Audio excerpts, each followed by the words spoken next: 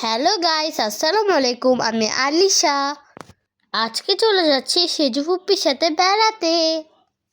সেজু ফুপ্পি হঠাৎ করে বলল আমাদেরকে নিয়ে ঘুরতে যাবে, তাই আমরা ঝট করে রেডি হয়ে চলে এসেছি। আজকে চলে এসেছি ননগন রেস্টুরেন্ট। ঢুকেই মনিকা ভাবে কত ঢং করছে।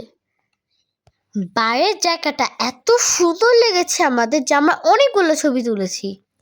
এই রেস্টুরেন্টটি মিরপুর 12 নম্বর। আসলে কিছুদিন ধরে মাহাপু এই রেস্টুরেন্টটি মোবাইলে দেখছিল, তাই মাহাপু অনেক বেশি কান্নাকাটি করছিল এখানে আসার জন্য। মাহাপু কোথাও যাবে আর আমাদের নিয়ে যাবে না, তা কিভাবে হয়? আসলে আমাদের যতগুলো ফুপ্পি আছে সবে আমাদের অনেক বেশি ভালোবাসে। কোনো কিছু প্ল্যান করলে আমাদেরকে নিয়েই করে। দেখো এখানে সিঙ্গার গান গাচ্ছে। ভিতরের পরিবেশ অনেক সুন্দর ছিল। আমরা এখন উপরের ফ্লোরে যাচ্ছি।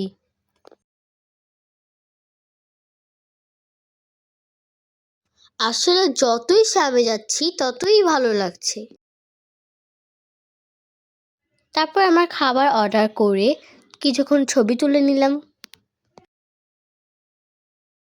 সাফওয়ান মেয়েদের সাথে ছবি তুলতে খুব লজ্জা পায়।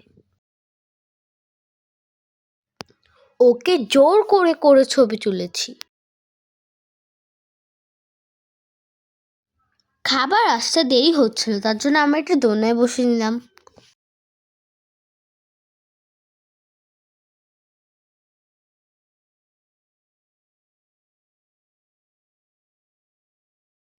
আমরা খাওয়া দাওয়া শেষ করে আরেকটা জায়গার প্ল্যান করে ফেললাম।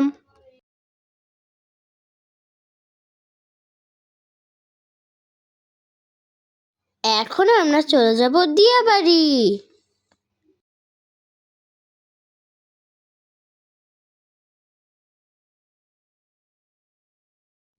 আমরা চলে এসেছি দিয়াবাড়ি। এখানে আসতে আসতে আমাদের সন্ধ্যা হয়ে গিয়েছিল। সবসময় রেস্টুরেন্টে আমরা চেয়ার টেবিলে বসে থাকি, আর এখানে সবাই নিচে বসে খাচ্ছিল। এখানে ছোট ছোট তাঁবু কত সুন্দর করে সাজিয়ে রেখেছে। আসলে এই পরিবেশটা আমার জন্য নতুন ছিল। এখানে অনেকগুলা কিউট কিউট বিড়াল ছিল।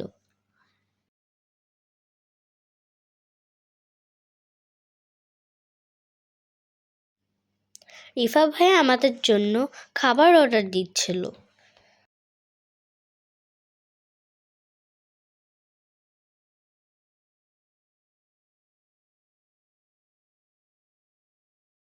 এই গাছটা সামনাসামনি অনেক সুন্দর লাগছিল।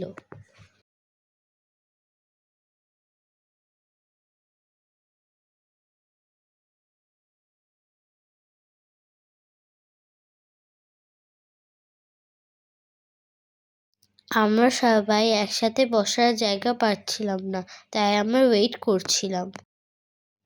কিছু কিছু মানুষ খাবার শেষ করেও আড্ডা দিচ্ছে, তাই ভাবি ওদেরকে দেখে কিভাবে তাকাচ্ছে। তাকানোর কিছুক্ষণ পর দেখি আমাদের জায়গা খালি হয়ে গেল।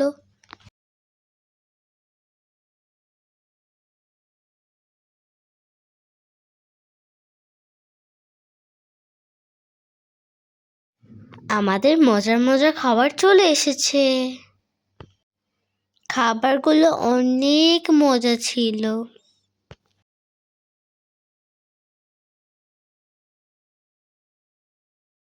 আমরা খাবার খাচ্ছিলাম, একটু পর পর খালি বিড়াল চলে আসছিল।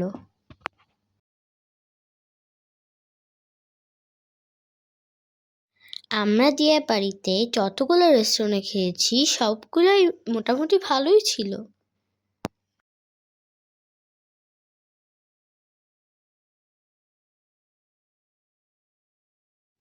ওকে গাইস, আজকে এই পর্যন্ত। ভিডিওটি কেমন লেগেছে কমেন্টে জানিয়ে দিও। আল্লাহ হাফেজ, বাই বাই। আর লাইক অ্যান্ড সাবস্ক্রাইব করতে ভুলে যেও না।